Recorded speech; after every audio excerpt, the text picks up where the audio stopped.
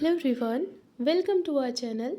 हमने RPSC sociology assistant professor का जो एग्ज़ाम था उसके क्वेश्चन पेपर के 2 पार्ट सॉल्व कर लिए हैं, यानी 100 क्वेश्चंस अभी तक हमने सॉल्व किए हैं। उसके आगे के क्वेश्चंस को हम आज की इस वीडियो में सॉल्व करेंगे। तो देर न करते हुए शुरू करते हैं आज की वीडियो। पहला क्वेश्चन है, निवास का एक ऐसा स्थान जहाँ व्यक्तियों की पुरानी पहचान को व्यवस्थित रूप से हटा दिया जाता है और जीवन के एक बिल्कुल नए तरीके में पुनः समाजीकृत किया जाता है, वो क्या कहलाता है? उसको हम समुदाय कहेंगे, समिति कहेंगे, समाज कहेंगे या पूर्ण संस्था कहेंगे। तो ये जो कोटेशन है ये संबंधित है टोटल इंस्टीट्यूशन यानी कि पूर्ण संस्था से। यहाँ पे 4 ऑप्शन जो है ये राइट हो जाएगा। अगला प्रश्न है, किसने जनसंचार को समाजीकरण के मुख्य अभिकरण के रूप में माना है? तो ये मैंने कई बार बताया है। यहाँ पर जो आंसर हो जाएगा वो हो जाएगा एंथनी गिडिंग्स। अगला प्रश्न है, मनु के अनुसार वर्ण व्यवस्था की उत्पत्ति का आधार था व्यक्तिगत गुण, सामाजिक आवश्यकता, रंग, कर्म तथा धर्म। तो मनु के अनुसार वर्ण व्यवस्था की उत्पत्ति का आधार यहाँ पर क्या हो जाएगा कि जिस प्रकार जो कार्य व्यक्ति करता था और जो उसके दायित्व थे, कर्म और धर्म, यानी कि 4 यहाँ पर। अगला प्रश्न है, पुस्तक N uncertain glory India and it's contradiction पुस्तक के लेखक कौन है? तो ये जो पुस्तक है इसके लेखक हैं अमर्त्य सेन और जीन ड्रेस। तो यहाँ पर 4th ऑप्शन जो है आपका ये राइट हो जाएगा। अगला प्रश्न है, किसने कहा अलगाव मानव की अनिवार्य नियति है? Alienation is the inevitable destiny of human beings. तो ये कथन जो है यहाँ पे कंफ्यूज नहीं होना है, ये कथन संबंधित है आपके मेल्विन सीमेन से। 4th ऑप्शन जो है ये राइट हो जाएगा। अगला प्रश्न है, एक सामाजिक समूह जिसके सदस्यों का उत्पादन के साधनों से समान संबंध होता है क्या कहलाता है? स्वयं में वर्ग, स्वयं के लिए वर्ग, शासक वर्ग या गैर शासक वर्ग। तो एक ऐसा सामाजिक समूह जहाँ पर सदस्यों का उत्पादन के साधनों से सेम रिलेशन होता है, तो इसको हम कहेंगे स्वयं में वर्ग, क्योंकि चेतना की बात नहीं हो रही है, इनमें अभी चेतना नहीं है, ये सिर्फ उत्पादन के साधनों से समान संबंध है। चेतना आ जाती तो स्वयं के लिए वर्ग हो जाता। अगला प्रश्न है, भारत में किस वर्ष को महिला सशक्तिकरण के वर्ष के रूप में घोषित किया गया है? तो ये वर्ष है 2001। राइट ऑप्शन है आपका 2nd। अगला प्रश्न, सांप्रदायिक तनाव का मूल कारण धार्मिक है लेकिन सांप्रदायिक हिंसा का मूल कारण राजनीतिक है, ये किसने कहा है? तो ये जो कोटेशन है इसको मैंने सर्च किया था, एग्जैक्ट मुझे नहीं मिला है, बट ये मुझे लग रहा है कि टीके ओमेन का होना चाहिए यहाँ पे। आपको अगर इससे संबंधित कोई एग्जैक्ट कोटेशन ये कहीं पे मिलता है तो मुझे कमेंट करके ज़रूर बताइएगा। अगला प्रश्न देखते हैं, यहाँ पर पुस्तकें एक तरफ है, एक तरफ लेखक हैं, तो इनको मिला करके फिर आपको आंसर करना है। तो मिलाते हैं। इंडियाज़ विलेज जो बुक है ये है M.N. श्रीनिवास की। विलेज इंडिया है मैकिम मैरियट की। रूरल प्रोफाइल जो है ये है D.N. मजुमदार की। और इंडियन विलेज है S.C. दुबे की। तो हमने मिलाया है स, द, आ और बा। तो यहाँ पर स, द, अ और बा। यहाँ पर जो आंसर आपका हो जाएगा वो हो जाएगा 4th वाला जो ऑप्शन है ये यहाँ पर राइट होना चाहिए। अगला प्रश्न है, कौन मानता है कि बेरोजगारी अधिक उत्पादन के कारण उत्पन्न होती है? शास्त्रीय संप्रदाय या नवशास्त्रीय संप्रदाय, कैम्ब्रिज संप्रदाय या फिर हार्वर्ड संप्रदाय। तो यहाँ पर मेरे अकॉर्डिंग न्यू क्लासिकल स्कूल होना चाहिए, बट इसको मैं डाउट में रख रही हूँ। इसका एग्जैक्ट अगर आपको कहीं पे कुछ भी मिलता है तो मुझे बताइएगा। अगला प्रश्न है, द फिलॉसफी ऑफ मनी किसकी पुस्तक है? तो ये पुस्तक है जॉर्ज सिमिल की। 3rd ऑप्शन जो है यहाँ पर राइट हो जाएगा। नेक्स्ट क्वेश्चन देखते हैं, श्रम विभाजन का प्रयोग विशेषज्ञता के अर्थ में कौन करता है? तो देखिए, डिवीज़न ऑफ लेबर की बात कई लोग ने की है, इमाइल दरखाइम ने भी की है, स्मिथ ने भी की है, लेकिन यहाँ पे बात हो रही है डिवीज़न ऑफ लेबर का सेंस ऑफ स्पेशलाइजेशन में। तो यहाँ पर थोड़ा सा कंफ्यूजिंग क्वेश्चन है, लेकिन राइट आंसर जो है वो हो जाएगा जॉन गोल्डथोर्पे। अगला प्रश्न है, एक प्रक्रिया जिसमें एक व्यक्ति या समूह प्रत्यक्ष संपर्क और अंतःक्रिया के द्वारा दूसरों की सांस्कृतिक विशेषताओं को अपनाता है, वो प्रक्रिया क्या कहलाती है? समायोजन, सामंजस्य, सम्मिश्रण, पर संस्कृति ग्रहण या फिर इनमें से कौन सा राइट होगा। तो एक व्यक्ति या समूह संपर्क में आया और अंतःक्रिया के द्वारा दूसरों की सांस्कृतिक विशेषताओं को वो अपना ले रहा है, तो इसको हम क्या कहेंगे, इसको हम कहेंगे कि वो दूसरों की संस्कृति को अपना रहा है, यानी पर संस्कृति ग्रहण हो रहा है। अगला प्रश्न है, किसने सोपानिक व्यवस्था को गुणात्मक सिद्धांत और अंतःक्रियात्मक सिद्धांत से स्पष्ट किया है। तो सोपानिक व्यवस्था यानी जाति व्यवस्था की बात हो रही है, और जाति व्यवस्था में गुणात्मक सिद्धांत और अंतःक्रियात्मक सिद्धांत, ये देखिए इससे रिलेटेड नेट में भी पूछा गया है क्वेश्चन। अगर आप नेट के PYQ लगाएंगे तो वहाँ से भी आपको काफ़ी सारे क्वेश्चंस मिल रहे हैं, नेट और PGT के। तो तैयारी जो लोग आगे करना चाहते हैं RPSC की या MP PCS की, उससे रिलेटेड जो भी है, तो आप नेट के PYQ और जितने भी अभी तक के एग्ज़ाम हुए हैं वो सारे क्वेश्चन ज़रूर लगाइए। तो यहाँ पे जो राइट आंसर वो हो जाएगा, वो हो जाएगा MN श्रीनिवास। अगला प्रश्न है, निम्नलिखित में से किस प्रकार की सामाजिक क्रिया की चर्चा टलकट पार्सन्स ने नहीं की है।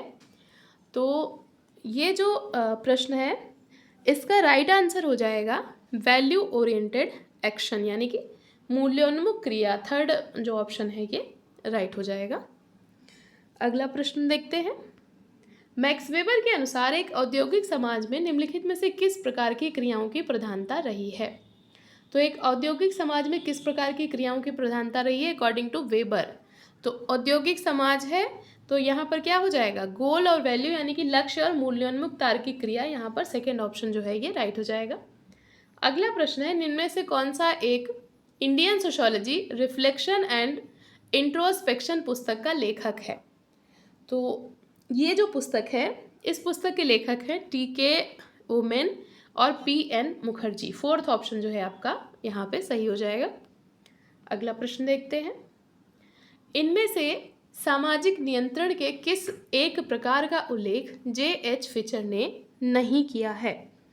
तो ये जो प्रश्न है इसमें मुझे काफ़ी डाउट है, क्योंकि ये सभी प्रकार किसी न किसी ने तो बताए ही हैं, तो इसको मैं डाउट में रख रही हूँ। अगर आपको एग्जैक्ट इसका आंसर मिले तो प्लीज़ मुझे कमेंट करके बताइएगा। फिलहाल मैं इसको फोर्थ टिक कर रही हूँ, बट अगर इसका एग्जैक्ट आंसर किसी के पास है तो मुझे कमेंट सेक्शन में ज़रूर बताएगा। अगला प्रश्न है, कोई भी सामाजिक इकाई दो व्यक्तियों के एक समूह से लेकर एक जटिल समाज तक सामाजिक व्यवस्था है, ये कथन किसका है। तो ये जो कथन है ये कथन संबंधित है स्टीवन कोल से। यहाँ पर थर्ड ऑप्शन जो है ये आपका राइट हो जाएगा। अगला प्रश्न, एक भोजन उत्पादक परिवार एवं वे परिवार जो इन परिवारों को वस्तु एवं सेवाएं सप्लाई करते हैं के मध्य पाए जाने वाले मजबूत संबंध को क्या कहते हैं। तो देखिए एक परिवार है और यहाँ पे वस्तु और सेवाएं आदान प्रदान विनिमय की बात हो रही है, और इनके बीच में पाए जाने वाला मजबूत संबंध, मतलब एक तरीके से जातियों के बीच एक आदान प्रदान सेवा व्यवस्था की बात हो रही है, और इसको हम क्या कहते हैं, तो इसको हम कहेंगे जजमानी संबंध। अगला प्रश्न है, आगस्त कॉम्टे ने विज्ञानों का संस्तरण श्रेणीबद्ध रूप से किया है, निम्न में से कौन सा सही है। यह आसान सा प्रश्न है। तो उन्होंने जो विज्ञानों का क्रम बताया था उसमें सबसे पहले बताया था गणित, फिर खगोल शास्त्र, उसके बाद भौतिक शास्त्र, फिर रसायन शास्त्र, उसके बाद जीव, और देन फिर समाजशास्त्र। तो जो फोर्थ ऑप्शन आपका है ये राइट हो जाएगा। अगला प्रश्न देखते हैं, निम्नलिखित समाजशास्त्रियों में से किसने समाजशास्त्री को मिथकों के एक विध्वंसक के रूप में विवेचित किया है। इनमें से कौन सा सोशोलॉजिस्ट है जो कि sociologist as a destroyer of myths. तो ये जो कोटेशन या कह लीजिए ये जो प्रश्न है इसका सही उत्तर हो जाएगा C राइट मिल। सेकेंड ऑप्शन जो है आपका ये राइट हो जाएगा। अगला प्रश्न है, निम्नलिखित में से कौन सा मैक्स वेबर का कार्य नहीं है। The Protestant ethic and the spirit of capitalism ये है, द रिलीजन ऑफ चाइना ये भी है, द रिलीजन ऑफ इंडिया ये भी है, लेकिन सोशोलॉजी ऑफ एवरीडे लाइफ ये पुस्तक वेबर की नहीं है। अब आपके लिए यहाँ पे मैं कमेंट सेक्शन में एक होमवर्क छोड़ रही हूँ, आपको बताना है सोशोलॉजी ऑफ एवरीडे लाइफ ये जो पुस्तक है ये किसकी है, इसके लेखक कौन है। कमेंट करके इसका आंसर ज़रूर बताइएगा। अगला प्रश्न है, ये किनका मत है कि वंशानुगत करिश्मा के विकास का क्लासिकल केस भारत में जाति का है। तो ये जो कथन है ये संबंधित है एन के सिंघी से। सेकेंड ऑप्शन जो है यहाँ पे सही हो जाएगा। अगला प्रश्न है, निम्नलिखित में से परार्थवादी आत्महत्या के इमाइल दुर्खीम द्वारा विवेचित प्रकारों में से कौन सा प्रकार नहीं है? तो परार्थवादी आत्महत्या का कौन सा प्रकार इन्होंने नहीं बताया था, तो मेरे अकॉर्डिंग यहाँ पे फोर्थ ऑप्शन जो है ये नहीं होना चाहिए। नेक्स्ट क्वेश्चन है, निम्नलिखित में से ब्रितानी शासन के दौरान नगरीय भारतीय क्षेत्रों में किस वर्ग का उल्लेख AR देसाई ने नहीं किया है? तो ये क्वेश्चन का मेरे पास प्रॉपर प्रूफ है, मैंने इसको सर्च किया था। तो इन्होंने 3 वर्ग बताए हैं, ये पूंजीपति, औद्योगिक, वाणिज्यिक एवं वित्तीय ये बताया है, और उद्योगों, परिवहन एवं खानों से संबद्ध आधुनिक श्रमिक वर्ग ये बताया है, अर्ध व्यावसायिक एवं दुकानदारों से निर्मित वर्ग ये बताया है। तो फिर कौन सा नहीं बताया है? तो इन्होंने सेकेंड जो ऑप्शन है, कौन सा, जो सेकेंड ऑप्शन आपका है, यानी कि the middle class comprising merchants and money lenders, ये वाला जो ऑप्शन है ये इन्होंने नहीं बताया है। तो ये यहाँ पे सही हो जाएगा। एक सेकेंड,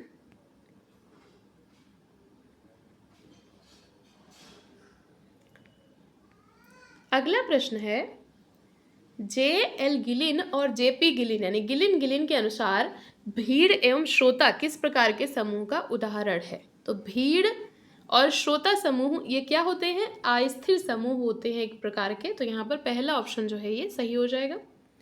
अगला प्रश्न है, PB हार्टन एवं CL हंट ने विचलन के निम्न में से किस प्रकार का उल्लेख नहीं किया है? तो यहाँ पर इन्होंने प्रत्यक्ष और अप्रत्यक्ष, मैं इसके साथ में जाना चाहूँगी, सेकेंड ऑप्शन के साथ में मैं जाना चाहूँगी। एक सेकेंड, बट इस पे मैं 100% श्योर नहीं हूँ, बट मैं यहाँ पे सेकेंड ऑप्शन को टिक कर रही हूँ।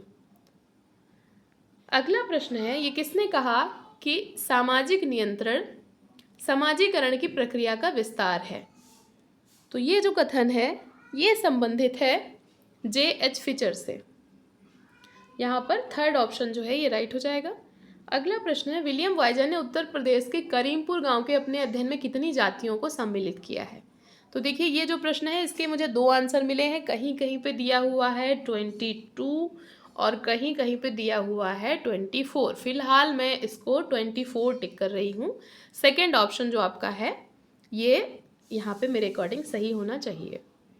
अगला प्रश्न है, समाजशास्त्र मानवीय अंतःक्रियाओं, अंतर संबंधों, उनकी दशाओं और परिणामों का अध्ययन है, ये परिभाषा किसने दी है?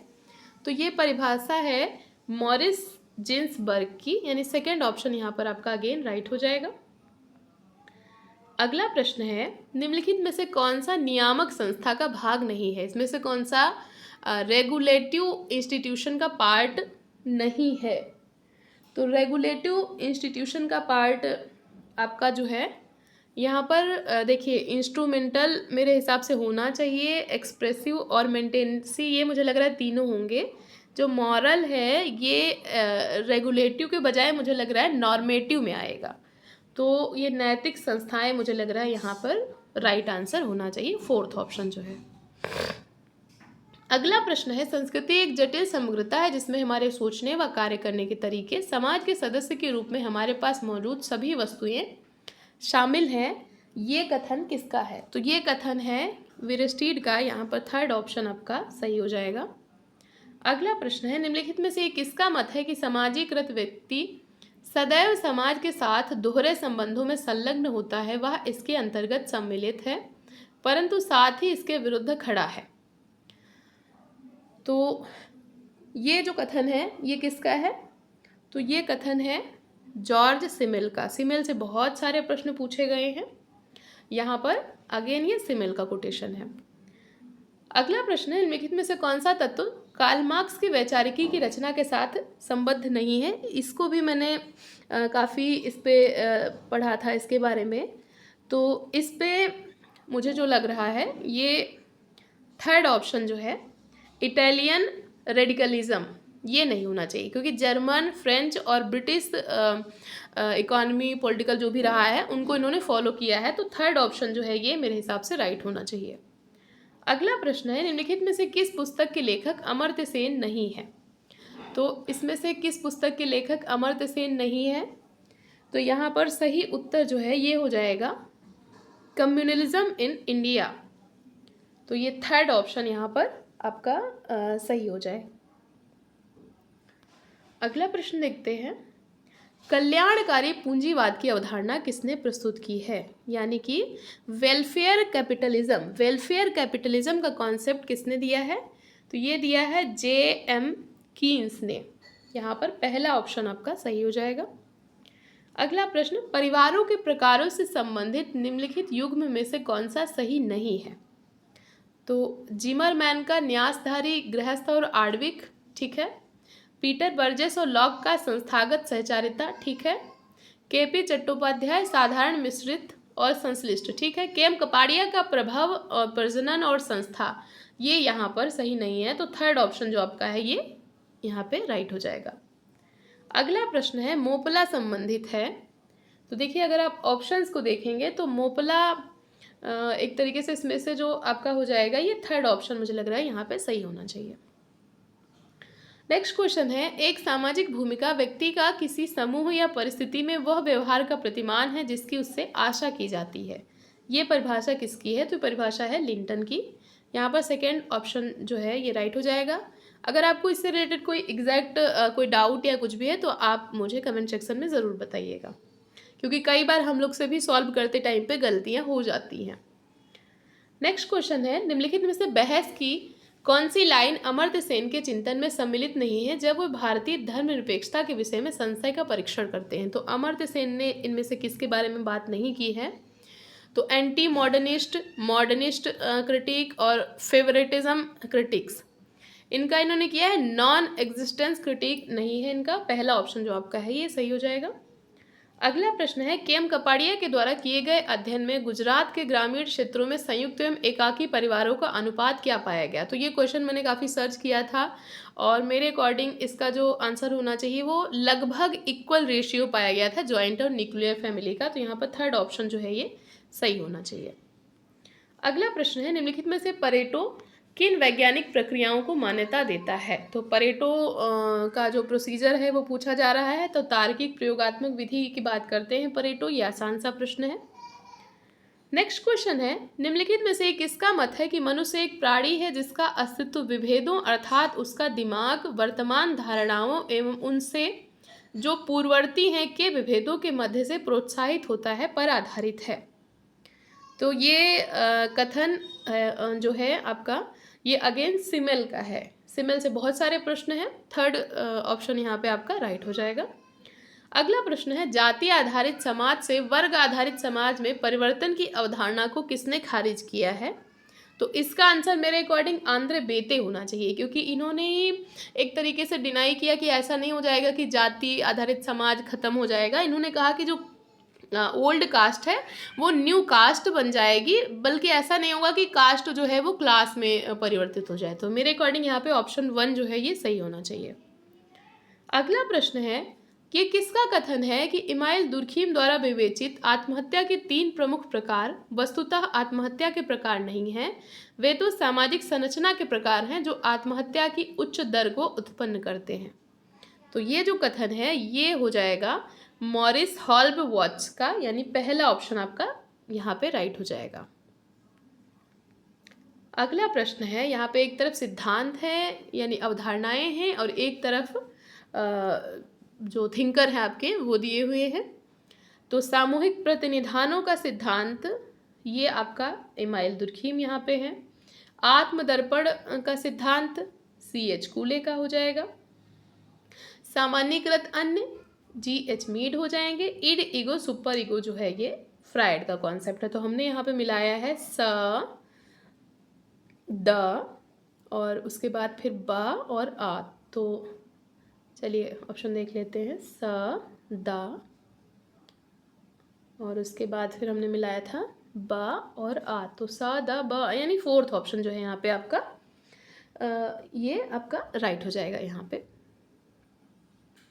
अगला प्रश्न है, एक प्रक्रिया जिसके द्वारा एक बाहरी व्यक्ति आप्रवासी या अधीनस्थ समूह स्थानीय मूल प्रभुत्वशाली समूह में अविभाज्य रूप से एकीकृत हो जाता है तो उसको हम क्या कहते हैं? कोई बाहरी आउटसाइडर है और वो वहाँ पे आकर के एकदम मूल प्रभुत्वशाली समूह में अविभाज्य रूप में मिल जाता है, एकदम मिल गया। तो इसको हम क्या कहेंगे? तो इसको कहेंगे आत्मसात करण, यानी उसमें वो बिल्कुल उसने संस्कृति को आत्मसात कर लिया। अगला प्रश्न है, निम्न में से कौन सा परेटो के विज्ञान की मौलिक विधि का महत्वपूर्ण घटक नहीं है?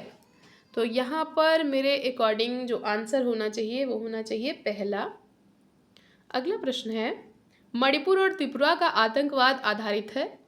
तो यहाँ पर जो आंसर होना चाहिए वो होना चाहिए आइडेंटिटी क्राइसिस, यानी अस्मिता के संकट से।